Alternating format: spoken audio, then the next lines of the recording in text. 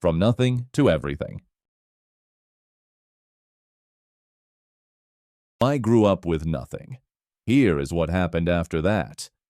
No money, no plan, no map, not even a rumor of one. I am 34 now, and I genuinely do not recognize the person I used to be. This is the whole story, uncut, including the parts I am slightly embarrassed about. My name is Marcus Webb, and I want to be upfront about something. That name sounds like a person who owns a yacht. I do not own a yacht. I own a slightly too small apartment, a coffee maker I spent way too much money on, and enough unprocessed childhood memories to keep a therapist employed for several years. Which is, in fact, exactly what happened. But we are getting ahead of ourselves. It is 1999. I am 7 years old. Our apartment holds 4 people. Me, my parents, Victor and Elena, and my grandmother, who insisted on sleeping in the main room so the rest of us could have space, which was a very kind lie, because there was no space anywhere. The kitchen table served as a homework desk, a dining room, and honestly, just about everything else you can imagine. We were a multifunctional family in a multifunctional space. We did not call it poverty. We called it Tuesday.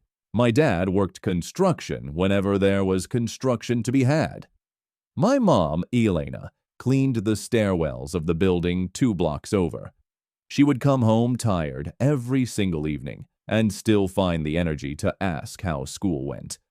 I did not appreciate this properly until I was 27 years old.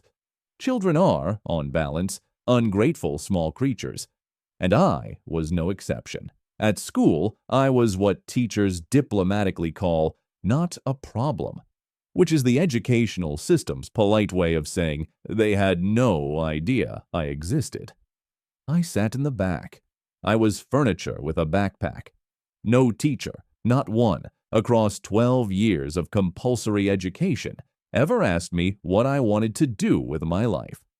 I finished high school, and university never crossed my mind as a realistic option.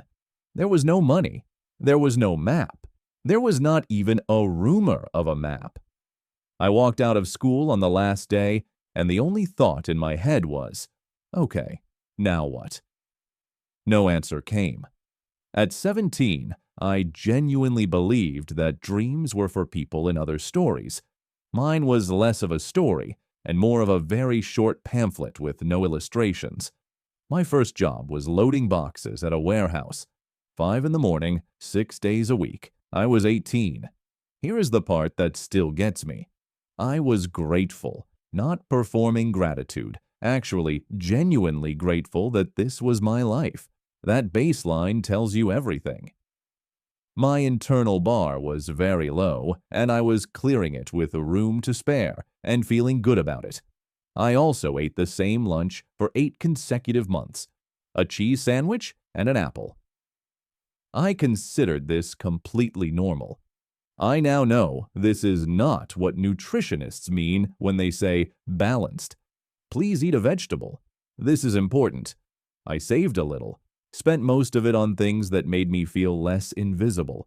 Going out, cheap sneakers, and one jacket I found at a market stall that had a metal buckle on the collar. I thought this was the coolest thing I had ever seen. I was profoundly wrong. It was donated in 2014. Somewhere out there, a braver man is wearing it, and I hope he is thriving.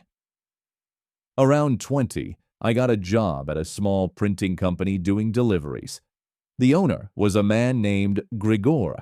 Short, impatient, permanently locked in some private argument with the universe. He was not a warm man.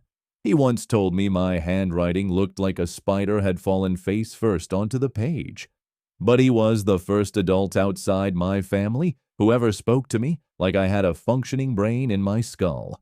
He would explain things and then wait for my response, as if my response actually mattered. I did not know what to do with this at first. One afternoon, he put a broken piece of equipment on my workbench and said, without looking up, "Figure it out. No manual, no instructions, just a machine that did not work, and the implication that I was the one who was going to fix that. I fixed it. Took 2 hours and some creative problem solving I will not detail here. Grigor came over, looked at it running, said nothing, and handed me a slightly larger envelope on payday the following week. That was it. No speech, no moment. Just a man who noticed that effort produced a result and quietly acknowledged it. That was the first time in my entire life I felt effort connect directly to outcome, like finding a light switch in a room I had been navigating in the dark for 20 years. I stood there staring at that fixed machine for 3 full minutes. Ding. Not self-help. I could not stomach the cheerful certainty of it. Real books about how things worked, how businesses were built, how people who started with nothing figured things out. I bought a second-hand laptop from a coworker for 40 euros.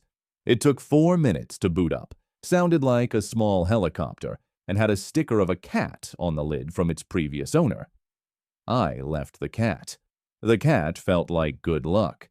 I still think about that cat more than is probably appropriate for a grown adult. It also took me a full year to feel genuinely comfortable using a computer.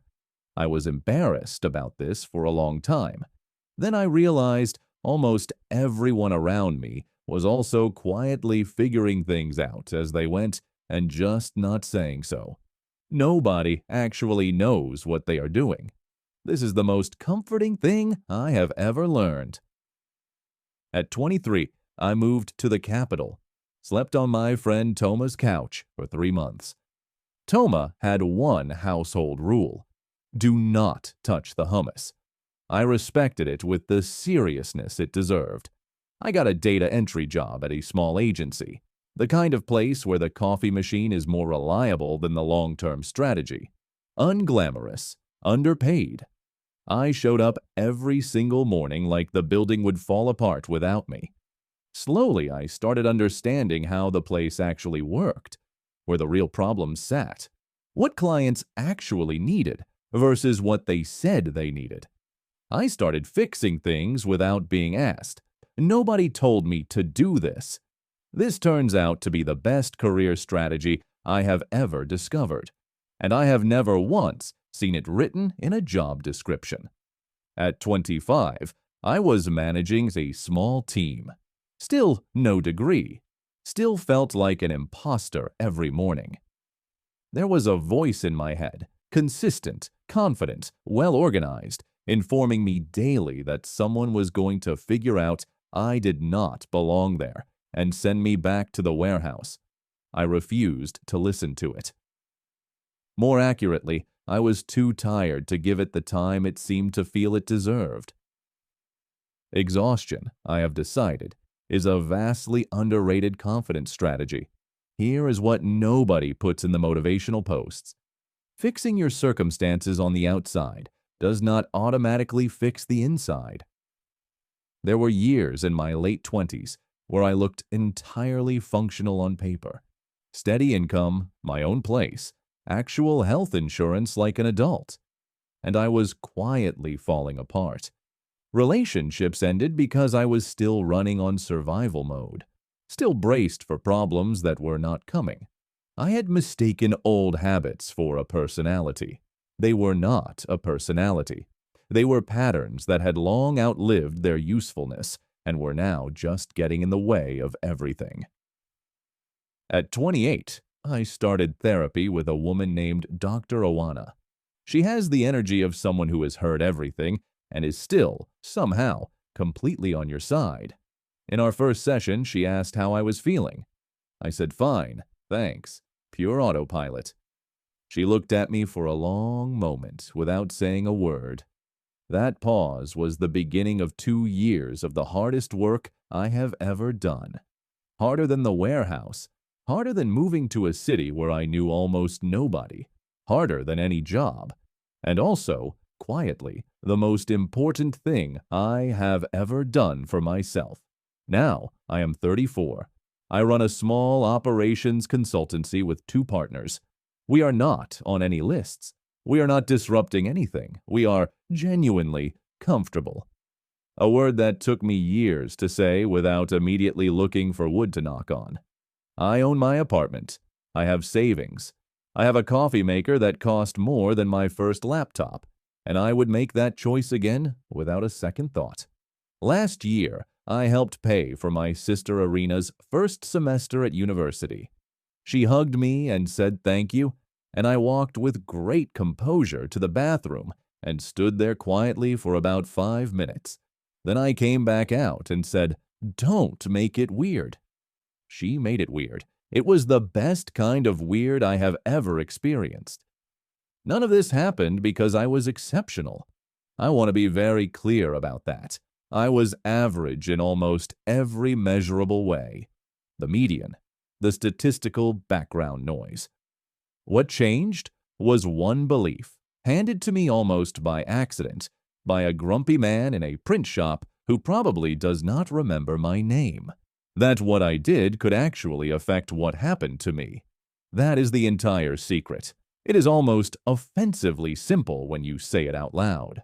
But when you grow up somewhere, that belief is not in the air, where the unspoken daily lesson is that effort and outcome are basically unrelated, that the game is fixed, that people like you do not get to decide. It does not come naturally. Someone has to hand it to you.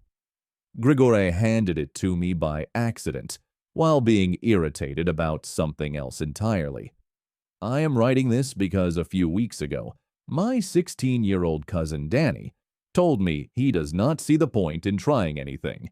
He said it casually, like he was describing the weather, and I saw myself in him so clearly, it stopped me completely. I had to leave the room and stare at a wall for a minute. Walls are very good for this. So this is for Danny, and for anyone who looks like who I used to be.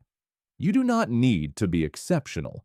You do not need a clean origin story or the right connections or a jacket without a ridiculous buckle on the collar. You need one moment where effort produces a result, and you let yourself believe it was not just luck. From there, it compounds.